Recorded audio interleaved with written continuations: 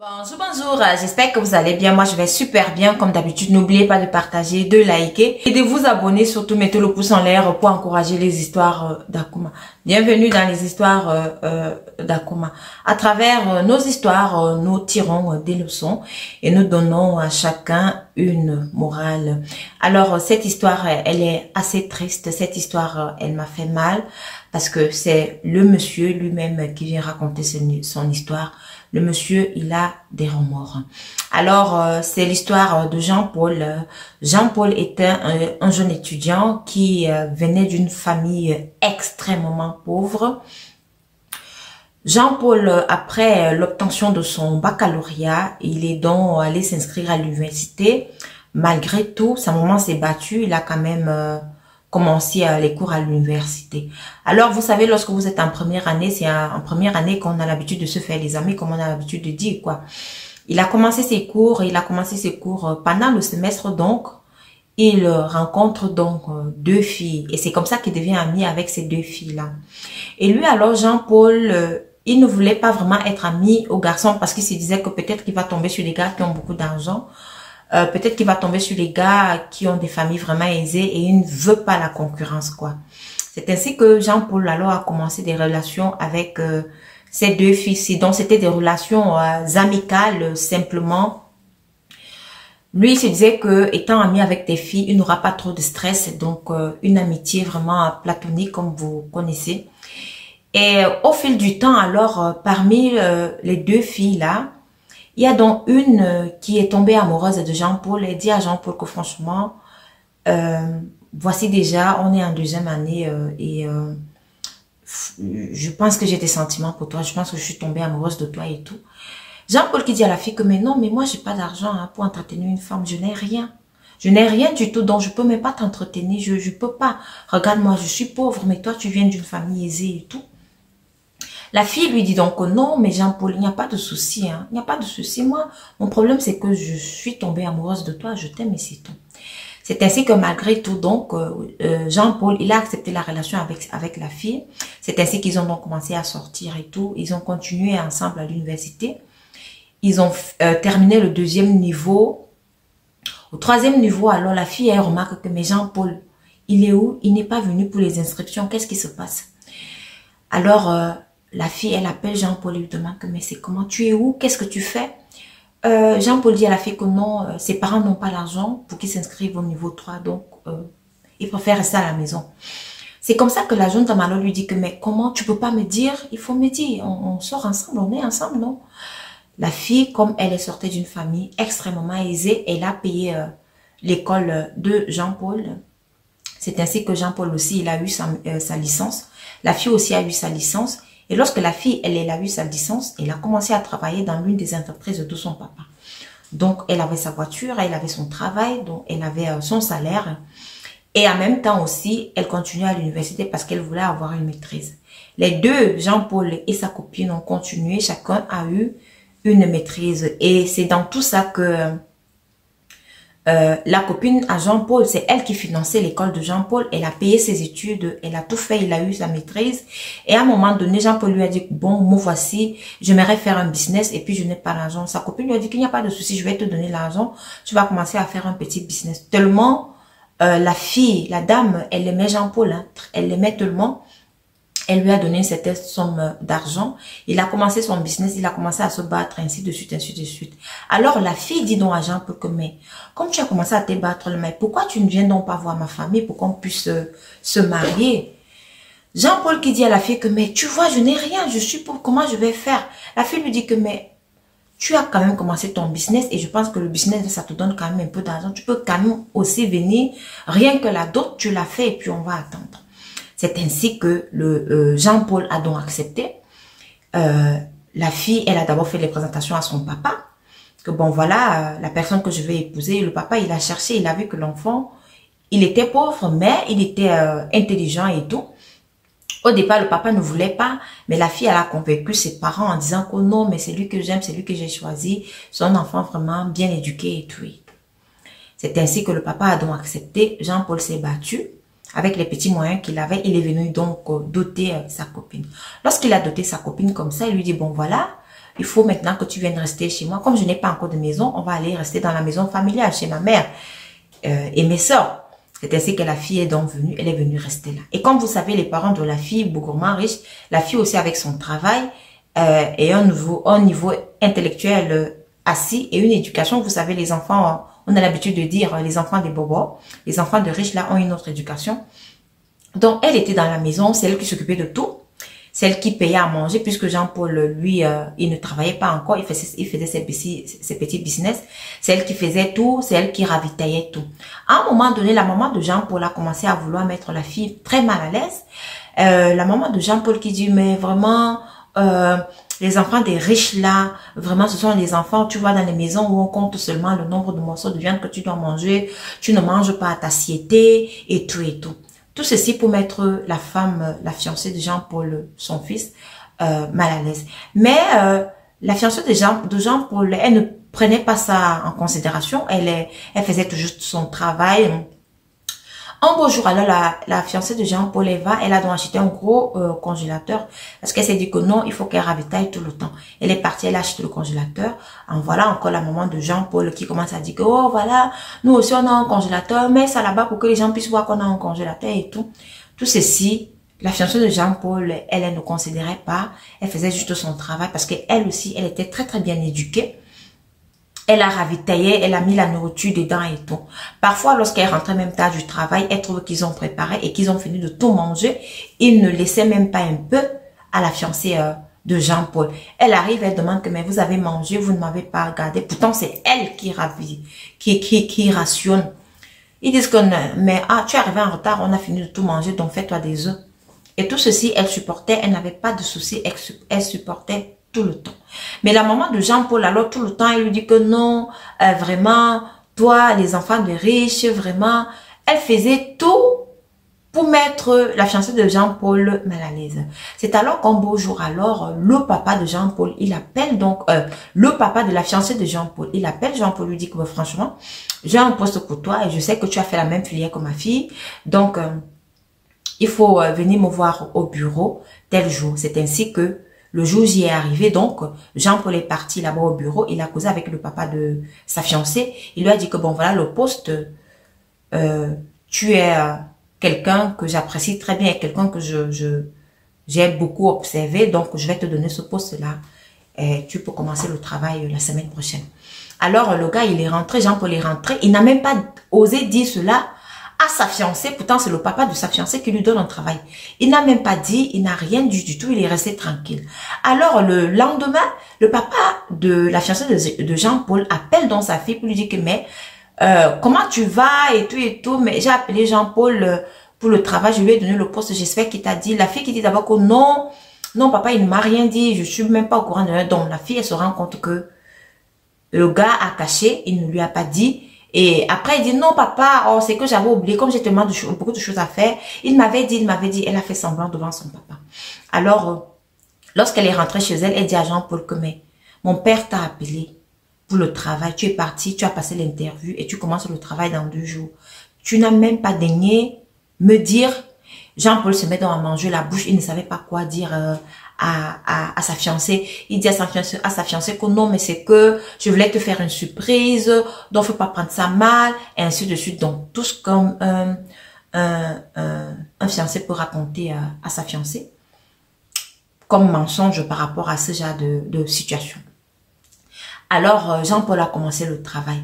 Quand il a commencé le travail comme ça, il était vraiment bien et tout. Son premier salaire, il dit donc à sa fiancée que bon voilà, comme j'ai commencé le travail, il faut qu'on prenne notre maison. Pour la fiancée de Jean-Paul, c'était vraiment ouf parce qu'elle était tellement très mal à l'aise. Elle était très mal à l'aise chez la maman de Jean-Paul parce que la maman de Jean-Paul passait tout le temps à la mettre très mal à l'aise. Et l'une des sœurs de Jean-Paul aussi passait son temps à entrer dans sa chambre, prendre ses vêtements, porter ses vêtements sans son consentement. Donc c'était vraiment une situation extrêmement difficile pour la fiancée de Jean-Paul. Alors ils ont donc déménagé, ils sont allés dans leur maison. Le gars il a aménagé la maison. Ils ont bien aménagé leur maison. 3 semaines après, la maman de Jean-Paul et ses sœurs viennent donc rendre visite à Jean-Paul. Ils arrivent chez lui. il regarde et tout. La maman de Jean-Paul qui dit à Jean-Paul que ben oui, vraiment, quand on vous dit d'épouser les vraies femmes, celle-ci là, ce n'est pas une vraie femme. Depuis que tu as déménagé là, tu nous as oubliés, tu as oublié ta pauvre maman, tu ne fais rien pour nous. Maintenant, je vois votre appartement, il y a les meubles, il y a un grand écran plat, il y a tout, vous êtes bien. Mais pourtant, quand tu étais chez nous là, il n'y avait rien du tout. Accrochez-vous à l'histoire, c'est grave, c'est une histoire de sorcellerie. Écoutez. C'est ainsi que Jean-Paul dit à sa maman que non, maman, mais attention, c'est pas moi qui fais tout dans cette maison, tu comptes que c'est ma fiancée, c'est elle qui fait tout, et tout, et tout. À ce moment-là, alors, Jean-Paul dit à sa fiancée que bon, voilà, comme j'ai déjà le travail, on peut maintenant faire l'acte d'état civil. C'est ainsi qu'ils sont allés faire leur mariage, et tout s'est bien déroulé. Alors, la femme maintenant de Jean-Paul, elle était enceinte, et comme elle était enceinte, elle était donc sur le point de vouloir déjà accoucher. Lorsque la maman est encore revenue avec ses deux sœurs à la maison, elle a encore commencé à critiquer et tout, dit que non, tu nous as abandonnés, ça c'est pas une vraie femme, c'est pas la femme qu'il te faut et tout.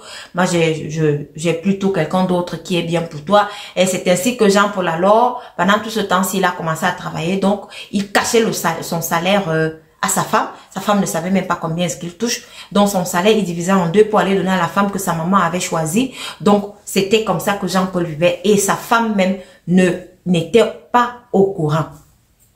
Alors un beau jour, étant donné que la femme de Jean-Paul elle voulait déjà accoucher, la maman est revenue avec les deux sœurs. C'est ainsi que la femme de Jean-Paul dit à l'une des sœurs de Jean-Paul que oui, j'aimerais vraiment que tu restes avec moi. Comme je suis sur le point d'accoucher, là, il faut vraiment que tu restes avec moi. Elle était vraiment bien gentille. L'une des sœurs de Jean-Paul, elle lui dit que non, franchement, tu sais, comme tu es une nouvelle mariée là, je n'ai pas envie de vous gêner dans votre maison. Je viendrai après consommer d'abord bien votre mariage.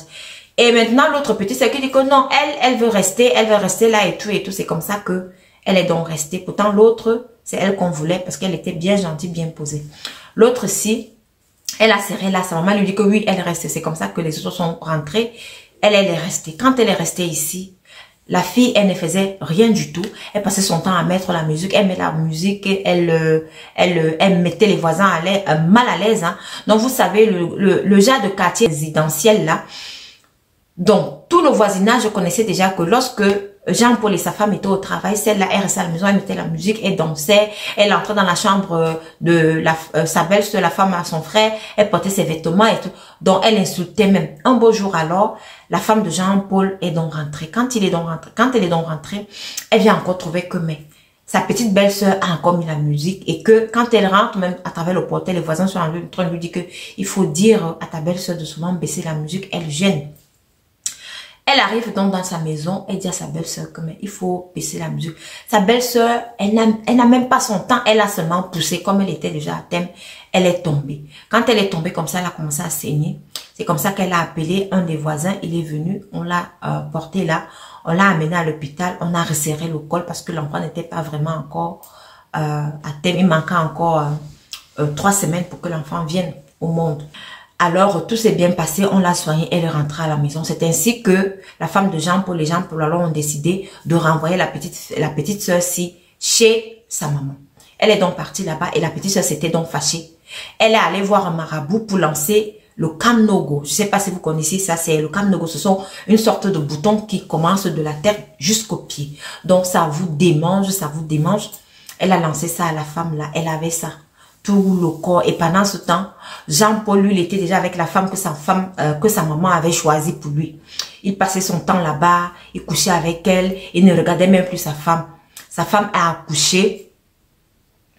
Elle est restée là, elle est partie chez ses parents, elle a bien passé le temps du temps là-bas et tout et tout. 2 mois se sont écoulés. Lorsqu'elle rentre encore à la maison, elle recommence ses relations avec son mari, Jean-Paul, mais tout ce temps-ci, Jean-Paul ne la regardait même pas, Jean-Paul laissait tout ce que la maman de Jean-Paul disait à la dame, à la femme de Jean-Paul. Jean-Paul n'avait jamais intervenu pour défendre sa femme. Il avait toujours laissé, il avait toujours fait à sa guise, quoi. Alors, la femme de Jean-Paul dit que bon, voilà, elle va voyager pour un voyage d'affaires parce qu'elle travaillait dans l'entreprise de son papa et elle avait sa nounou. Donc, partout là où elle avait, elle partait, elle travaillait, où elle allait, et elle allait avec son fils et elle allait avec la nounou. C'est ainsi qu'elle est donc partie. Elle a fini de faire tout ce qu'elle avait à faire pour l'entreprise de son papa. Donc, elle est donc revenue. Quand elle revient comme ça, elle dit à la nounou que bon, comme on était en voyage ensemble, tu peux prendre maintenant un jour de libre. Moi aussi, je vais me reposer. C'est ainsi qu'elle est donc entrée dans la chambre. Et quand elle est entrée dans la chambre, elle s'est couchée. Elle ne s'est plus jamais réveillée. Écoutez l'histoire, écoutez. Elle ne s'est plus jamais réveillée. On a fait le deuil. On ne savait pas ce qui s'est passé. La femme de Jean-Paul est décédée. On ne savait pas exactement ce qui s'est passé. Maintenant, Jean-Paul, il a pris la femme que sa mère avait proposée pour lui là. Elle vivait déjà dans la maison et tout. Mais à un moment donné, Jean-Paul, il se culpabilisait. Il se posait toujours la question de savoir mais pourquoi ma femme est décédée. Elle peut pas venir, elle se couche sur le lit comme ça et puis elle est décédée. Moi, je comprends pas tout ça. C'est ainsi que Jean-Paul alors, comme il culpabilisait tellement, il a donc amené un pasteur pour venir faire les prières dans la maison là. Le pasteur il venait tout le temps, il a fait les prières, il a fait les prières. Alors le pasteur a donc dit à Jean-Paul que tu sais de quoi est-ce qu'elle est décédée ta femme. Ta femme, elle n'est pas décédée naturellement. C'est ta maman et la femme que ta maman avait cherchée qui ont amené les fétiches. Ils ont mis ça sur le lit parce qu'elle savait que lorsqu'elle allait rentrer, étant fatiguée, elle allait seulement d'abord s'allonger sur le lit. Elles ont mis ça sur le lit et c'était comme un cercueil, des trucs comme un cercueil que lorsque elle va seulement se coucher sur le lit, elle va se coucher dans le cercueil et ce sera terminé pour elle. Donc c'est ce que les deux là ont fait. Jean-Paul aujourd'hui, il regrette, il dit qu'il a participé à la mort de sa femme. Il n'arrive même pas à se mettre en relation ou en couple encore. La femme que sa maman avait choisie, il a chassé celle-là et Jean-Paul aujourd'hui n'est même plus en contact avec sa maman. Il culpabilise tellement, il demande pardon au ciel. C'est la raison pour laquelle aujourd'hui il a raconté son histoire. Il a dit voilà ce qui m'est arrivé. Je sors d'une famille extrêmement pauvre et cette fille-là, elle m'a aimé. Elle m'a tellement aimé que aujourd'hui je me dis que je ne méritais pas cet amour parce que j'ai participé à sa mort. La fille d'autrui, elle est partie comme ça. Je n'ai pas pu la protéger contre ma mère, contre tout. Je faisais aussi à ma tête, je la traitais comme je la traitais. Juste pour dire que lorsque vous n'aimez pas une femme, laissez-la. Ce n'est pas parce que elle dit que non, elle vous aime que vous allez vous mettre ensemble avec elle. Non. La femme de Jean-Paul, elle aimait extrêmement Jean-Paul. Mais à écouter l'histoire de Jean-Paul, on se raconte que Jean-Paul ne l'aimait même pas. Jean-Paul l'aimait parce que elle a fait beaucoup de choses pour lui. Il était en relation avec elle parce qu'elle a fait beaucoup de choses pour lui. Mais le véritable amour là, Jean-Paul ne l'aimait pas. Et puis lorsque vous venez d'une famille extrêmement pauvre, il y a une certaine catégorie d'éducation que vous avez. Il y a certains comportements que vous avez que vous n'arrivez même pas à enlever de vous. Par exemple, le comportement de la maman de Jean-Paul qui était toujours jalouse parce que son fils a pu épouser une fille qui était riche et qui avait des parents extrêmement riches. Voilà donc l'histoire de Jean-Paul. J'espère qu'à travers cette histoire, vous avez tiré une morale là-dessus. Quand vous remarquez que votre mari, il ne vous montre pas ses relevés de salaire, il ne vous dit même pas ce qu'il fait, il ne vous dit pas combien est-ce qu'il touche, ma chérie ou mon chéri, commencez à réfléchir. Hein. Commencez déjà à réfléchir autrement et essayer de parler avec votre conjoint. Parce que je pense que lorsqu'on se met ensemble, lorsque deux personnes se mettent ensemble, c'est pour former une seule personne. Et je pense que dans un couple, il ne doit pas y avoir des cachotteries. Et voilà donc le malheur qui est arrivé à Jean-Paul. Et Jean-Paul aujourd'hui, il en souffre. Hein. Et c'est la raison pour laquelle il a daigné raconter son histoire aujourd'hui. Si vous avez donc des histoires à raconter, n'oubliez surtout pas à me les envoyer au numéro qui s'affiche ci-dessous. Merci.